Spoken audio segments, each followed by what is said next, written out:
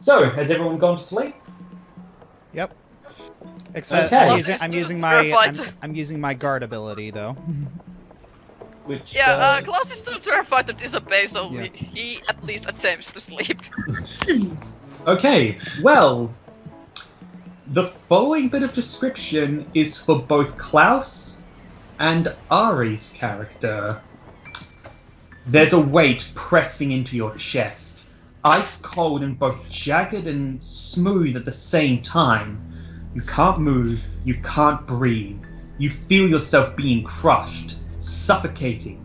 Hazy, indistinct voices yelling all around you. Jagged edges dig and cut into your skin like dozens of knives. Your vision is fractured, blurred, a sea of white and occasional flashes of shapes and colours so close to your eyes it's like a stained glass mirror pressed against your face. There's a sudden explosion of pain, a viciously burning current searing you inside, and all you can do is scream. Klaus, you wake up screaming. Oh, screw that! I'm not just screaming, I'm flailing and falling out of the bed. Yeah. Immediately, Kun bursts through the door, dark aura, red-eyed, just looking for anything. Followed rather quickly by Korim. Yeah, Klaus is just grasping on his cover blanket thingy that he apparently pulled along.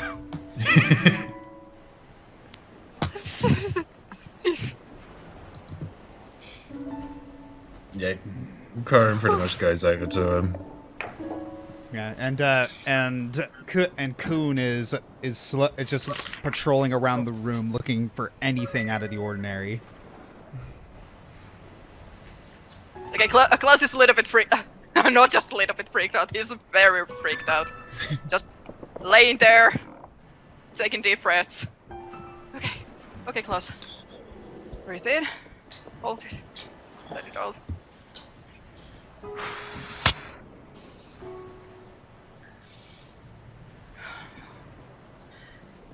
Sorry, did I wake you up? I'm a light sleeper. Korim just shrugs. It's fine. that sounded a little bit meaner than I meant it to be. A little bit less caring. It's more, yeah, that was not the way that was meant to come out, but... Yeah, it's, Kun walks over. Is your stress purely emotional, not physical? So, funny thing about that, Dogi. There are no wounds on you, and yet when you move, you still feel sore. As though you still feel sore as if there was something digging into you, but again, no wounds. Okay, I quickly pat on the spots that feel like something is sticking on them. I'm starting to feel the spirit world is telling me something.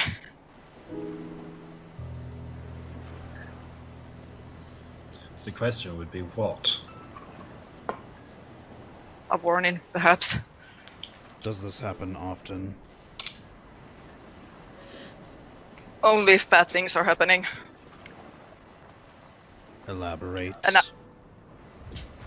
And Klaus is quiet for a little bit, tapping his fingers together, like trying to figure out how to word it. And he's like, I'm kind of connected to spirit realms, and bad dreams are not new to me.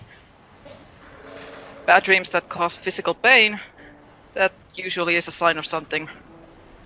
What? I cannot tell from one dream. I'd have to meditate to figure it out.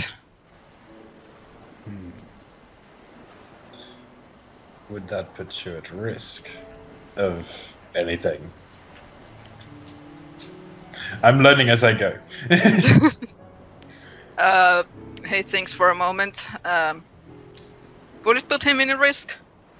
Would what? Sorry, If he started to meditate now to figure out if that dream, what that dream meant, would it put him in risk? Because he's kind of technically trying to contact the spirit. You don't know. Unfortunately, this is, as you just said, this is kind of not exactly common when it comes to dreams, so the answer is not going to be something that's just readily available. Yeah, Claus just kind of sighs like, I'm not sure, and at this point I'm not willing to risk it. Not when we have a little bit more pressing things going on.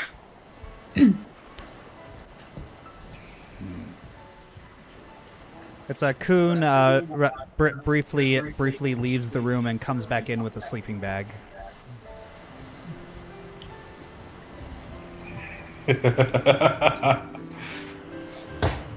Are you going to sleep in my room? Yes. Hi, Edward.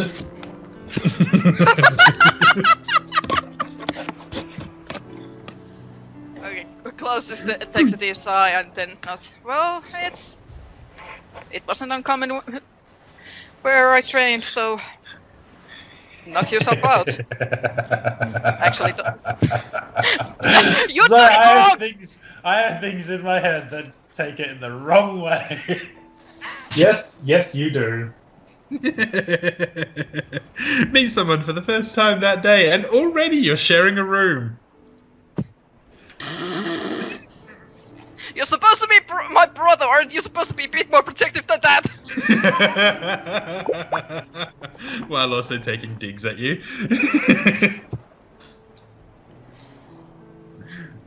Basically, I'm finding whichever chair that's in the room, I can sleep there.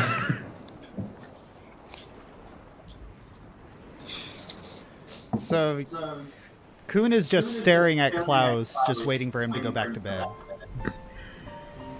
Yeah, Claus is gonna carefully climb back and swishes his tail, a little bit irritated because he didn't like the fact that he got woken up. So not a morning person. Well, it's still nighttime, so you're able to get back to sleep. It's not as restful a sleep as you would like, but you still manage to make it. As for the next day, am I correct in that you decided that you would take the Hawk's offer of transportation? From memory, yes. Okay, just want to make sure in case I misunderstood you. So, you know that traveling by boat will save a day's worth of travel to get to the get from the neutral shore to the next beachhead, but it is with the utmost shock that you find yourself at your destination a mere 6 hours later. One of the few beachheads on this side of the island that isn't a swamp. You are now in the territory of the Red Tigers. Well, that's...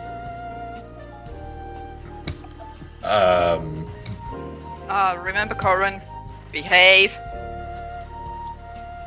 I'm not gonna go out and kill people. I'm not that stupid. No. He's allowed to take digs at me, I will take digs at him. I know, I expect it. So does Kuhn know where the place is that the event happened?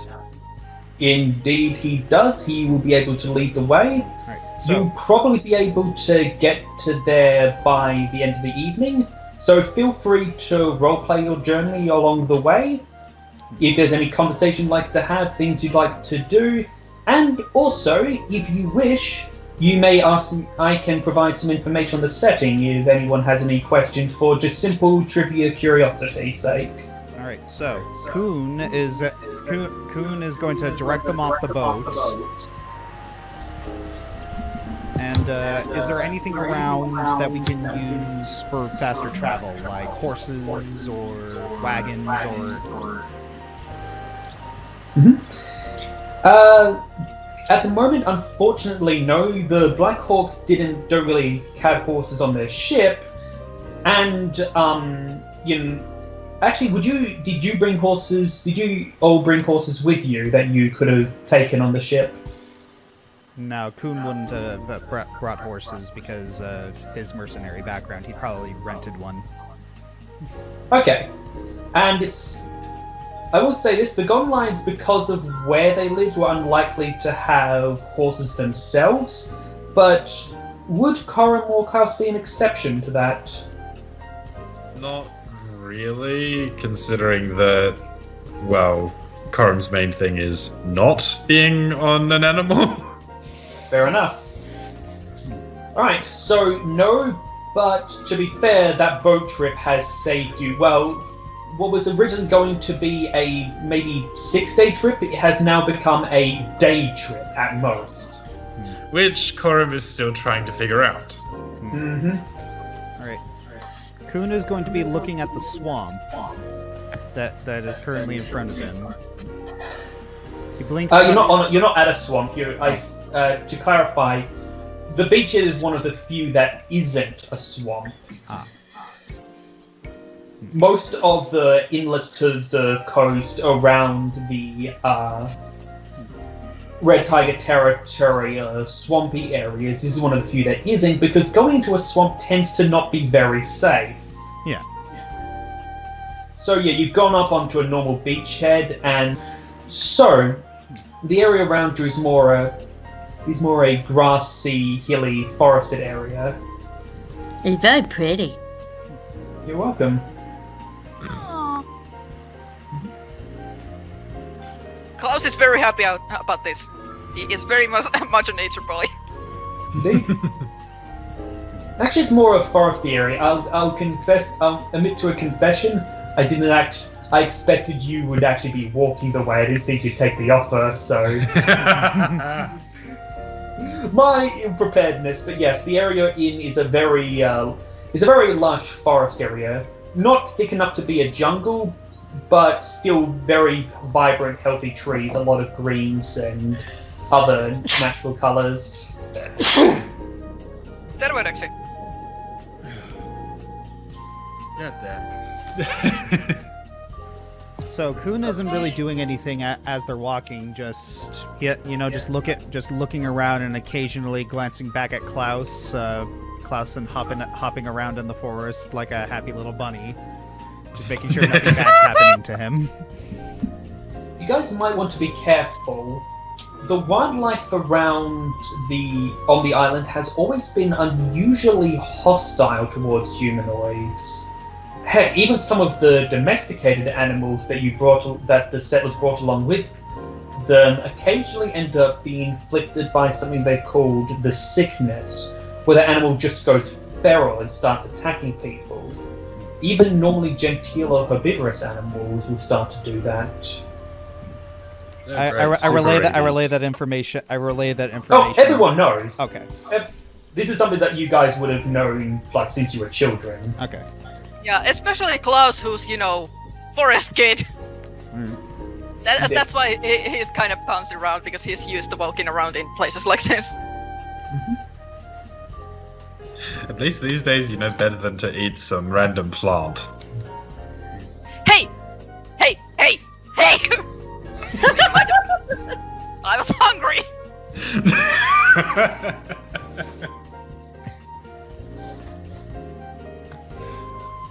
I was small, I was hungry, and shut up.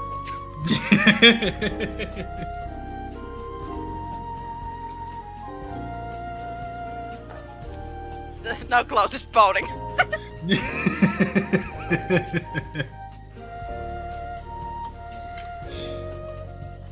It was funny to see Mum and Dad's reaction, though.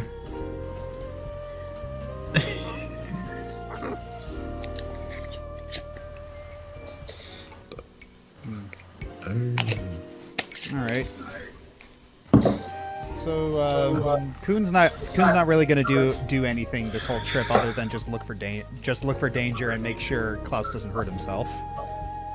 Of course. What about Klaus the becomes rest a of James you? baby. Don't get you anyway surprised by that. Yes. Really? Yes. I knew that was gonna happen the second you described him to me. I didn't.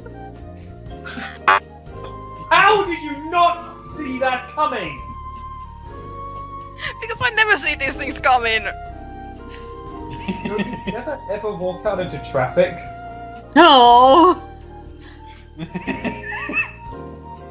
The funny thing is, Lord in hell. Wasn't talking to you.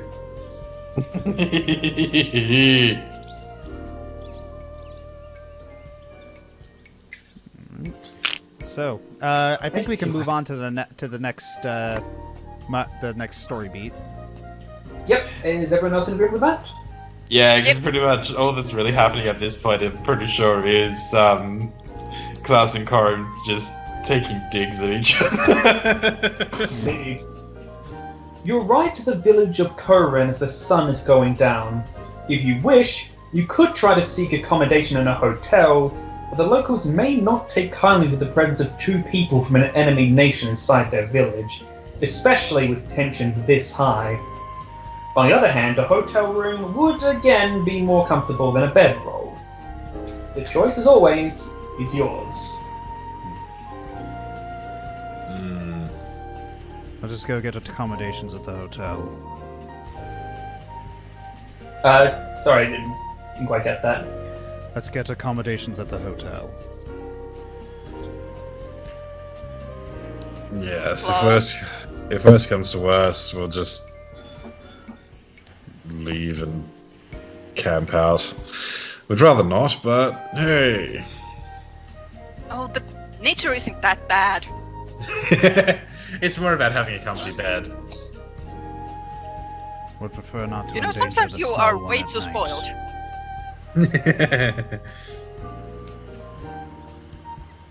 Things are more dangerous at night, and I would prefer not to take the risk. Agreed. Well, if you say so. So, we're going to head over to wherever there seem to be good accommodations. The village is well fortified, and the people there are well trained and alert. You go to the local hotel, and I suppose you speak to the barkeep? Yes. Can I help you, gentlemen? He says. He's eyeing Korim and Klaus rather suspiciously, but he recognizes you, Kuhn, and fortunately, he doesn't seem to be taking any aggressive actions. You've kind of been getting that reception. The two of you have been kind of getting that reception from the people all around the village. A lot of stares, a lot of suspicious looks, but no one is dumb enough to actively attack you at this point. It is still not exactly comfortable. How much for a room? For a room, that would be at a character that would its standard room price. I don't know. I haven't at this stage yet figured out the economy of the place. It's not that detailed. Fair enough. All right, so Kuhn puts the required money. How much for food?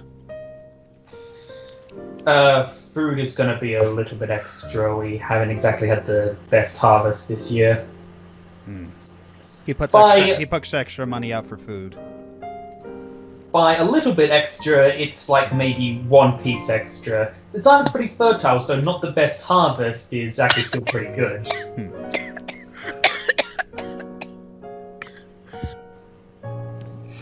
And apparently the little one is choking on the food.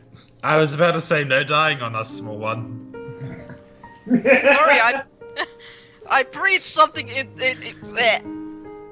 That was out of character. I'm sorry. All right, You're starting to become like the Gavin of the group. Okay, first plan with the mission. Second plan, almost impossible, probably never going to happen. have Dogi survive. Step number 1, complete the Fiddle-dee-dee! heist. Goal number 2, which is very unrealistic, is never gonna happen, have Gavin survive. So Kuhn walks over to Klaus and says, "Eat. We haven't all day." Yes, sir. Claus has been actually keeping his head down so he doesn't cause any trouble. Yeah, the issue is if they recognize me for who I am. Even if It's they quite do, possible that they have. I know, that's the problem. it's like Kuhn looks towards him. I don't think it'll be a problem. This thing, they both know that you. They know that the villagers are going to know that you two are golden lions. Yes, that's not the bit that I'm concerned about. Yes. You won't have to worry about them slitting your throats in your sleep. It's not the Red Tiger way. No. Besides which, it would be rather unfortunate if that did happen. Yes. We are... Most Red Tigers are already upset about these rumors. Wouldn't be very unwise to confirm them. Yeah. Ow. Are you okay? Yes. I just kicked a chair. By accident, my foot slipped. So, If I... Injuring each other. In all honesty, this is probably the safest place for us. Because if you two turn up dead here... True. That is very true.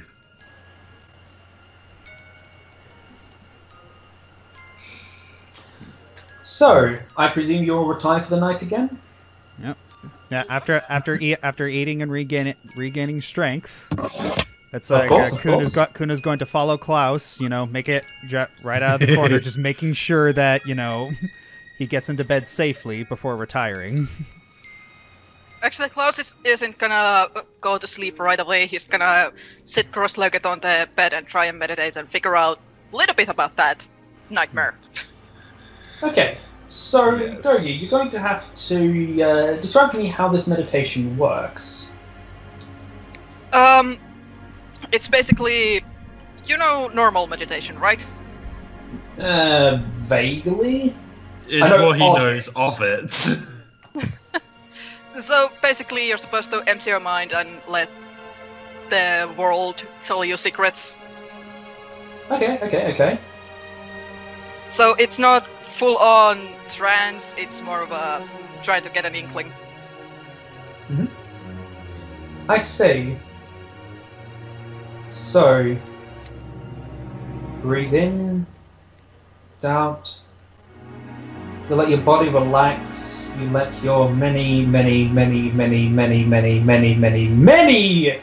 fears and insecurities float away, drift out of you. AKA, And- this is the first time Khan sees Klaus relax. Exactly. And as you relax, as you let the conscious world drift away, I once again have a description both for you and Ari's character. You feel the ash burning your throat as you violently cough. The building is burning orange. The heat from the flames is overwhelming as they lick the walls. Crawl low, trying to stay low under the smoke. The air is thick with smoke and blood and the sickening sizzling of burning flesh. All around you, you hear screams and cries and footsteps and roars and neighs, and there's a cacophony of noise. You can barely think. And yet over it all, you hear her voice, panicked, terrified, calling out to you. You know you have to keep moving. You have to let Rhea know it'll be okay. Know that she's safe, like you always did when she was small.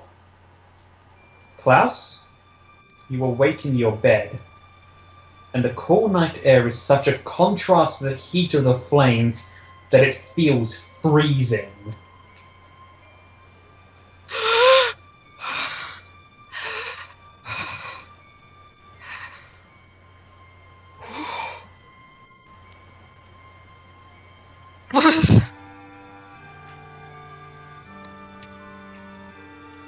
Okay. Okay. Okay.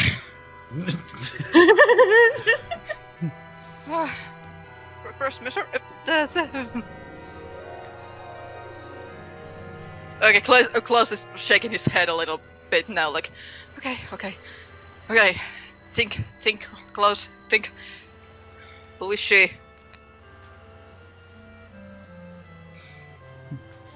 Hey, Dogi, Yeah? make a wisdom check. Okay, well, I got I'm used- 16 plus 6, so it's 22. Oh yeah, easily enough. You remember the name. You're able to keep on to that.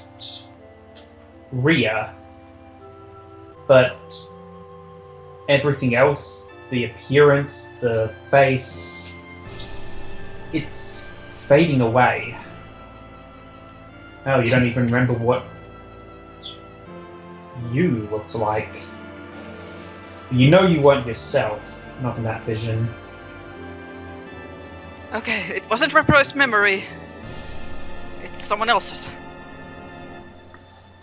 Someone else's memory. Okay. Spirits! Why are you doing this to me right now? Because our god is a dick! No kidding!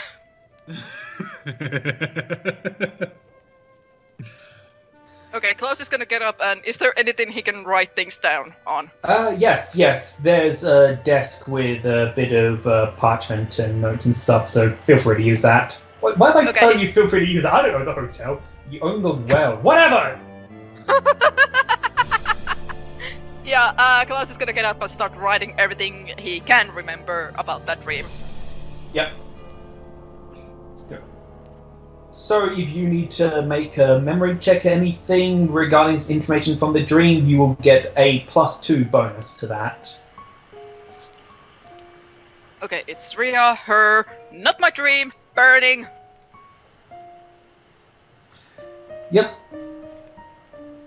Actually, you know what I'm going to do? You rolled high enough that I'm going to actually PM you the description. Oh, sweet! Because you rolled high enough that you're able to pretty much remember it all, and if you're writing it down immediately afterwards, then yeah, I'll just enter this. Yep. So, anything else you'd like to do, Yogi? Well, after I wrote everything down, I am gonna fold that paper and put it somewhere safe in my backpack and go back to bed. Mm-hmm. And try and get some sleep. Indeed. Does anyone else do anything? Nope. Kuhn didn't hear Dogi. Didn't hear Klaus do anything really loud. So. Did you just go Klaus, Dogi? Yep. Okay. So, it doesn't take. So, the next morning, you make your way to the camp. It doesn't take you more than a single look to tell you that something has gone very wrong.